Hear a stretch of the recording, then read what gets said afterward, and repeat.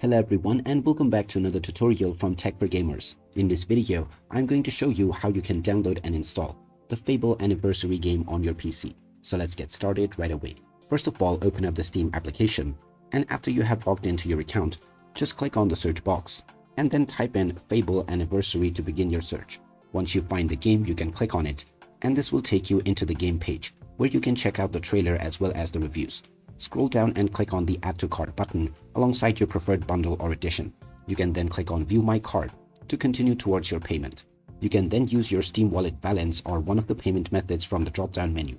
Then just fill up your credentials, followed by your billing information, and then click on the Continue button to finalize your transaction. Then the game will be added to your library, and then you can complete the installation in just a few clicks. Once it is done, you can start enjoying the Fable Anniversary game on your device. And there you have it. That is how easy it is to download and install the Fable Anniversary game on your PC.